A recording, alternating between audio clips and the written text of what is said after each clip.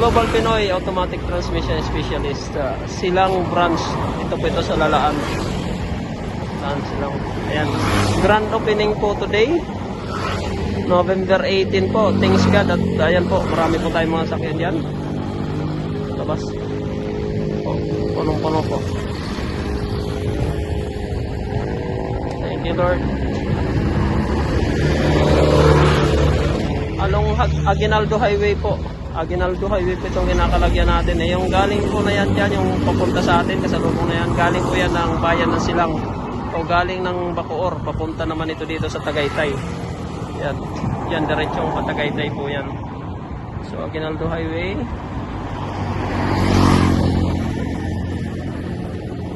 Kilometer 49 po yung nakalagay dyan. So, dito po tayo sa kilometer 49.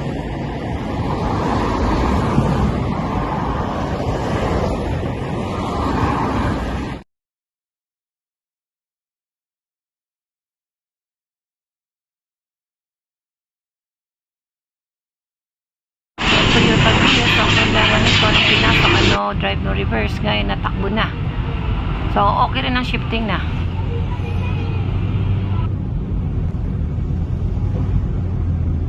Support nito ha. Transmission support basag na.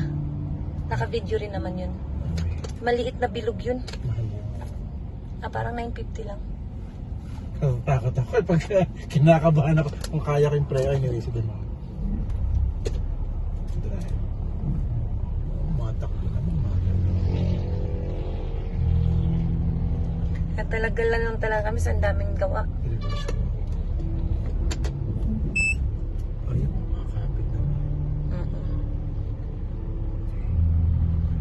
Isang ikot ko muna, ganun ba ma'am? Okay lang. Kahit saan tayo para matest mo talaga bago ka magbayad. Okay.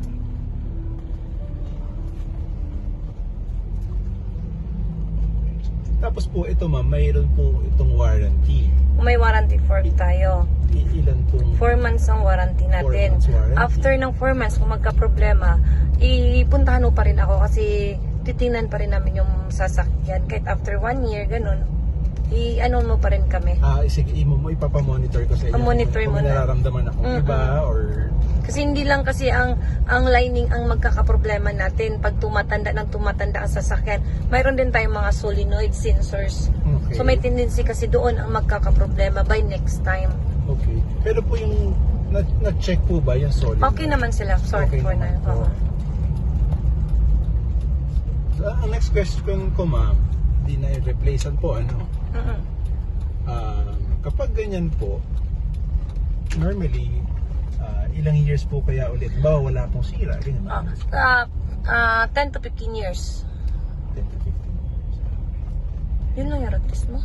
Balik na tayo agad. Eh di ba, bakit po? Inikot ka, ininan ko lang ma'am kung ano. Tapos para paahon na ma'am.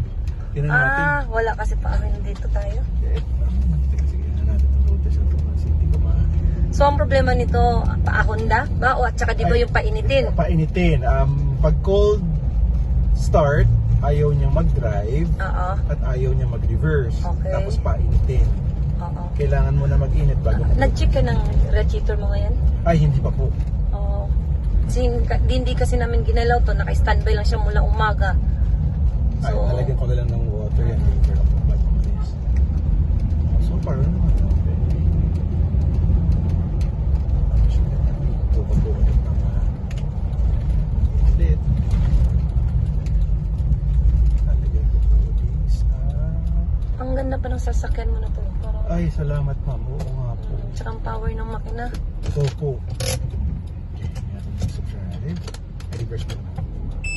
Kumapit ka. Nakakatuwa naman. Drive. Ang ganda mo. Nakakatuwa po. Back to original ulit. Ang i-observe mo na lang ay yung leak ng transmission. Pero so far naman dun sa parking area natin, sinilip ko, wala namang leak. Okay. Yung leak ma'am, nakita po nila kung saan nanggagaling. Ang leak dati, Opo. sa mga ano yun, sa mga, sa transmission Sa talaga. transmission talaga. So, Sa front pump niya. so hopefully na ano na siya, naaayos na rin. Mm-mm. Okay. Sige, pwede na akong umikot siguro dito. Ano ba yung leak dati nakita mo? Pula o itim? Pula. Okay. Kasi based sa report nila sa akin, wala naman daw, kasi magkasamay ang pagbaba ng Altis. Ang sabi nila sa akin, ang may leak lang daw ang crankshaft oil seal ay ang Altis, ang sayo wala. Okay. Yun. Pero dahil hindi tayo nagpalit, lalong luma na yon, hindi natin alam kung kailan siya magli-leak yung crankshaft oil seal. Ang magiging kulay naman ng leak ay black.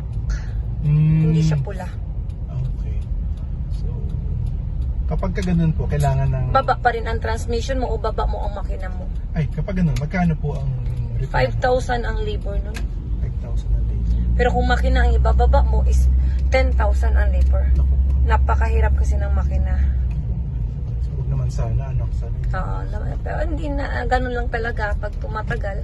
Yan, medyo may age na rin Ako, ang traffic sasakyan. naman yun. Yung shop niyo po doon, mariretain po yun. Saan sa? Yung original ninyong shop. Sa O, Amadeo naman talaga ang ano simula. so hindi niyo po aalisin ng Amadeo. Hindi po. Ah, Permanent po yan. Nagdadagdag lang kami ng ano. Kasi pag napuno doon, nahihirapan din kami pag accommodate sa mga sasakyan. so ito dinala pa talaga sa Lemery. Oo, kasi puno na doon eh. Oh, Ang video, nandyan sa video sa Lemery.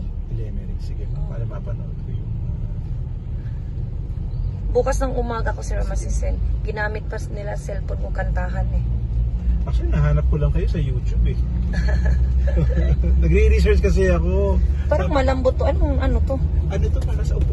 Actually, baliktad, nakabaliktad eh. Pero pang Hindi, parang ano siya, maganda ang text sa ilalim ba? Malambot. Masarap yan ng sa Oo. ano. Ibang foam to.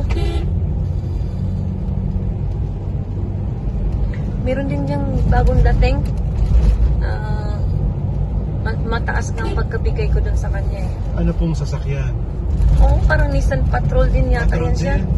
Baka mas modelo. Ano siya, ano naman, yung Meralco. Maynila pa. Manila pa.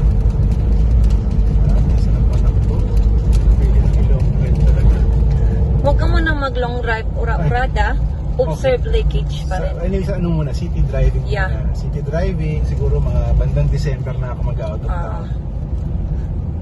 Yan. Di ba may dipstick ka naman? Opo. Lagi mo pa rin i-observe kung anong kulay ng lipstick ang ATF ha.